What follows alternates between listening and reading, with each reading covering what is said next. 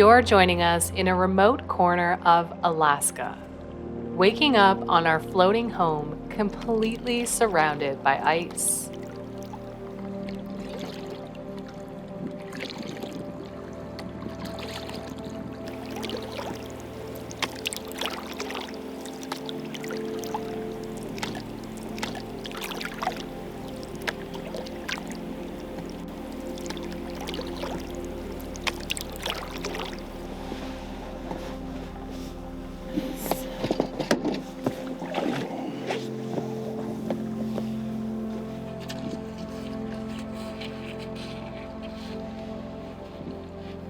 With so much ice and some of the biggest tidal exchanges in the world, we're in a bit of a unique anchoring situation.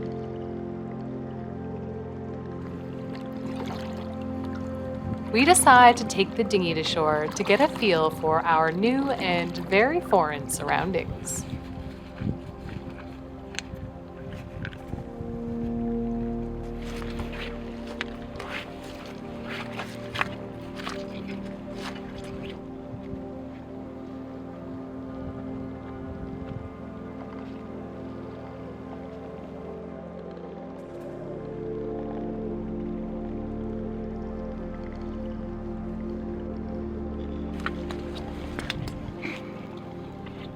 Hey. Hey, the view up here is insane.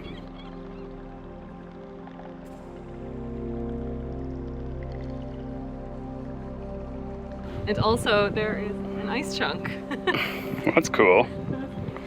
Whoa.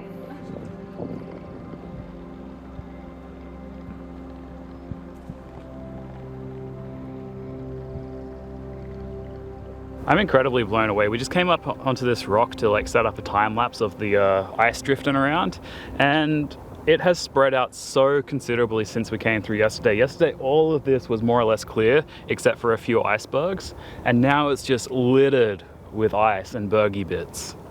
If I came in today and just seen this from the mouth of the inlet, I probably would have said, no, not gonna do it.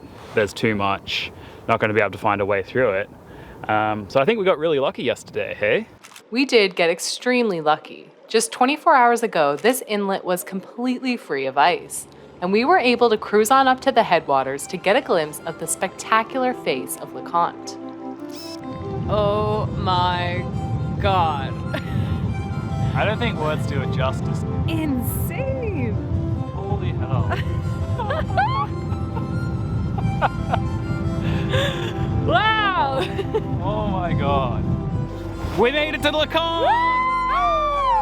We are on our boat in front of a glacier. This is just insane! Wild! Holy hell! We did it! This is amazing! Absolutely incredible. Holy! Wow. Lost for words. This morning, however, it's a completely different situation. There is so much ice in here today, and yesterday it was absolutely clear. So the tide's been ebbing for the last 6 hours or so all the ice has been slowly drifting out. It's going to be slack in an hour, and I imagine the ice will slowly start shifting back in. But the relationship between the ice movements, the ebb and the flood currents, as well as the continual outflow, it's really interesting. In order to be able to spend the night in this incredible remote fjord, we needed to work out an anchoring situation with all the elements at play. The considerable depth, extreme tides and currents, and of course, all the floating ice. We're going to stern tie in the mouth of the river like we did in Carlson Inlet last year. We're going to dump the hook down in about 100 feet at the bottom of the upslope. We're going to then reverse the boat back into the mouth of the river, set up a stern anchor up in the shallows, run a line out to the boat, and then pull the boat uphill so that the hook is dragged uphill into the bottom of the slope, because you can't drag an anchor up a slope.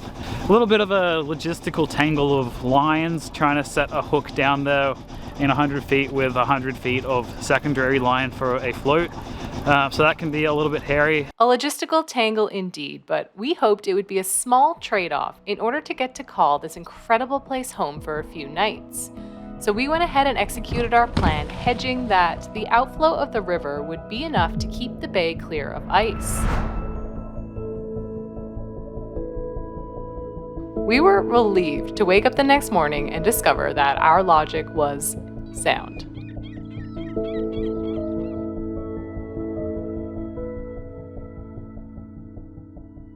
So it's really cool with the outflow of this river that there's so much ice out here just traveling by and out, but yet the bay, I count one decent sized piece of ice and a couple of really small bits of ice, and all of the bay is just kept completely clear from the outflow of the river. I think that's really interesting to note, which makes it pretty suitable for anchoring because you're not worried about ice entanglement as you would if you were probably down in the front bay. I'd be really curious to see the front bay in Indian Point there at the entrance to the inlet right now and see if it was all filled with ice as a back eddy or whether it was actually clear, because that was our backup plan.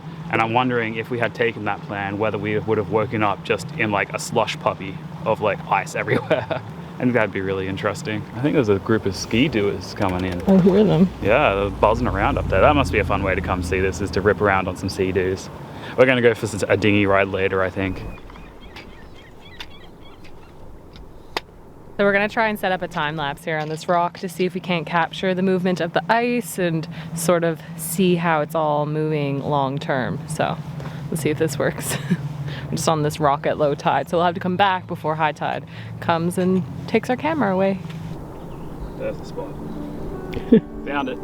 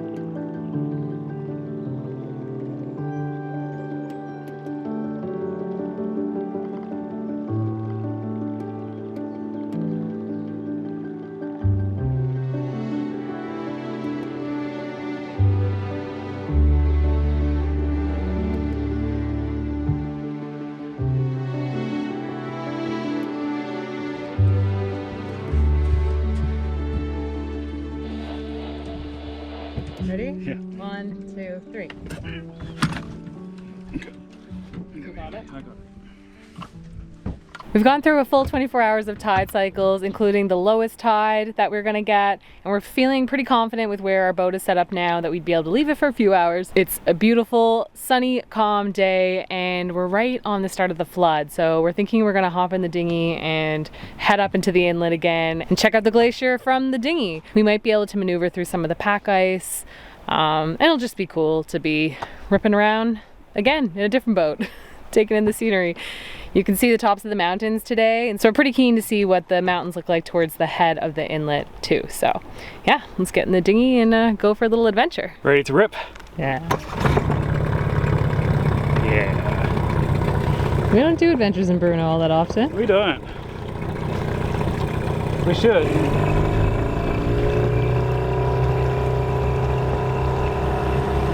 Let's go. Stay put, you enter.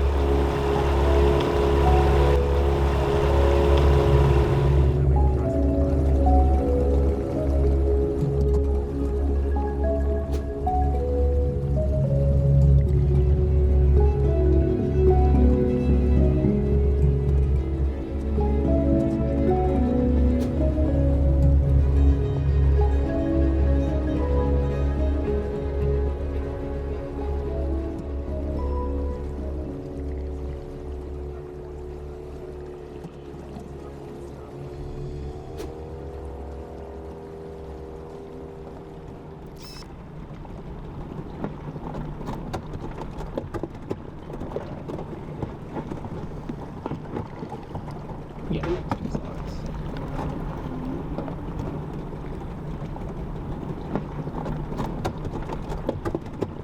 We cannot get over how choked up it is in here today.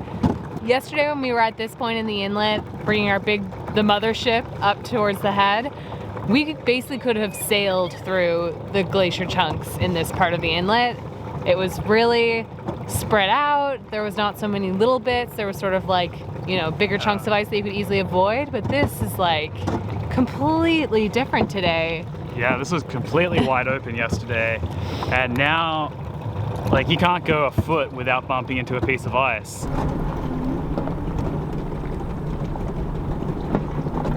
I think there must have been a huge carving. Like, there must have been tons of ice that fell off the glacier, because there's some really big bergs up here, like really dark blue ones that are just like, they're the size of buildings, like apartment complexes even.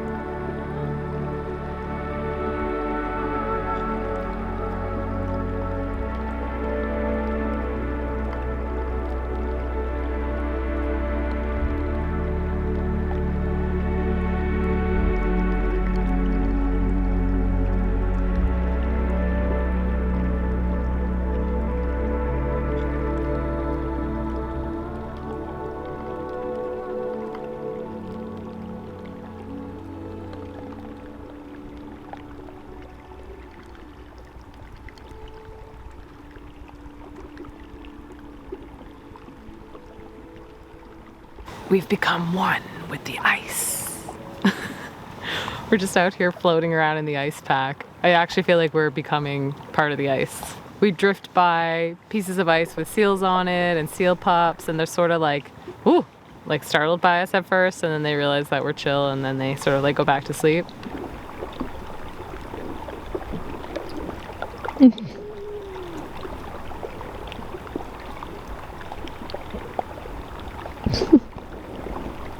And we're just drifting along.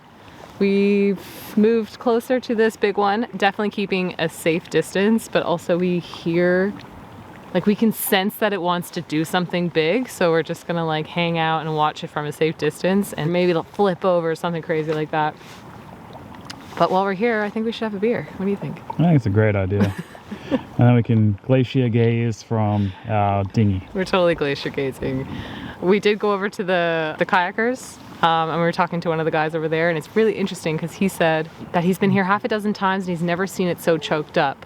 And it's crazy because we made it all the way to the head yesterday, so there must have been some huge calving that happened right after we left or overnight, and it's basically filled the entire bay with ice, and there's these huge pieces that probably broke off last night. So yeah, really interesting. He was super surprised to hear that we had made it all the way yesterday.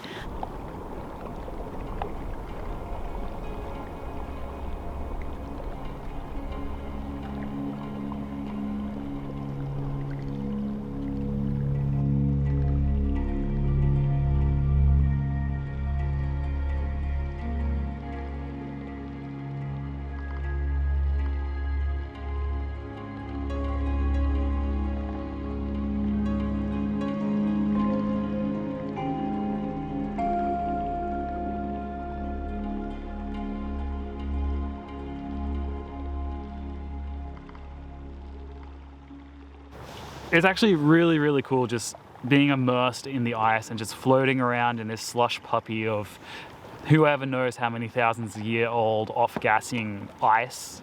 It's really neat. You hear so many sounds you wouldn't expect. Like, I thought it was going to be like fairly quiet out here, but it's actually really noisy. You hear all the ice bumping into each other. You hear the cracks as the little ones break up, and then you hear these like thunderous like booms when big chunks fall off the main big glaciers. You hear the little baby seals like honking at each other and the splashes of the big ones jumping around. It's really, really neat.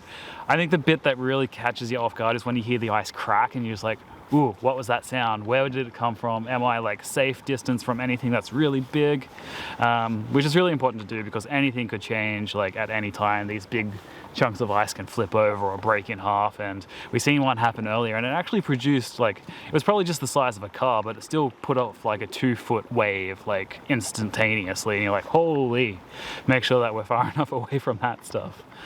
But yeah, it's beautiful out here. Would recommend just coming and floating around in the ice pack if you can't. If you can't make it up to the glacier because it's too choked up, just turn the engine off and just float around and like immerse yourself. It's otherworldly, it's really cool. Wonder what like organisms are in it or things that have been fossilized in ice over 15,000 years. It's pretty neat. I don't know how often you get to do something like this, but it's like really, really novel.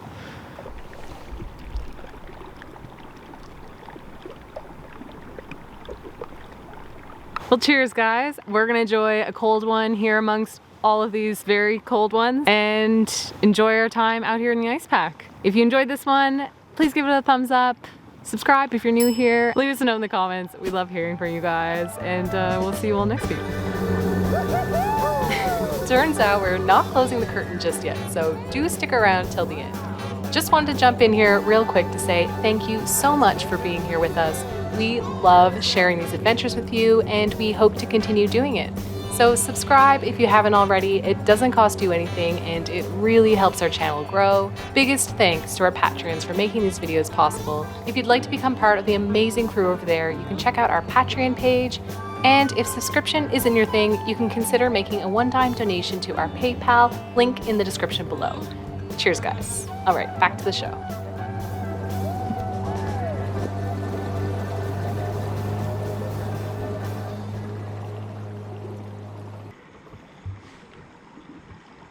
Did he pay? Oh yeah. Did you say we were in 100 and... 100 plus. I think it's in 100. 5 minutes later. Oh. There it is. All right, monster halibut. Here we come.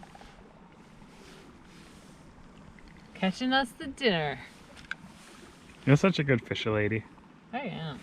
You can catch all the fish. I do.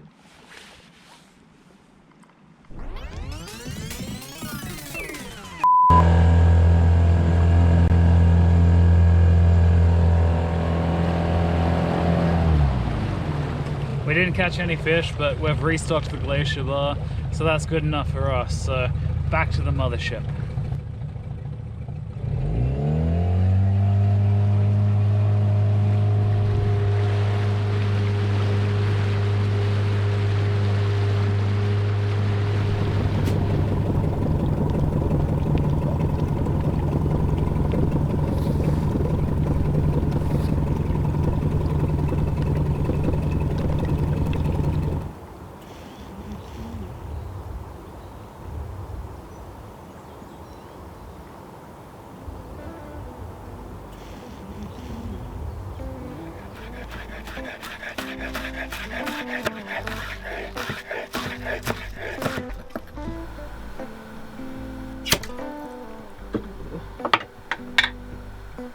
Canned some beef and bone broth before we left, and so we've got about like a dozen of these on board, and so good. Really craving soup because it's been such a cold day, ripping around in the ice, and making a little noodle bowl with some bok choy and beef and bone broth, noodles, maybe some kimchi. You want kimchi?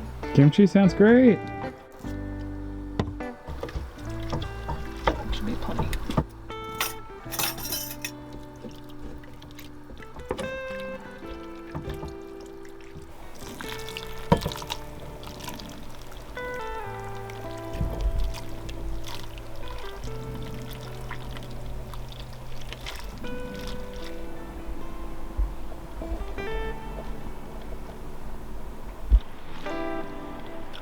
Good.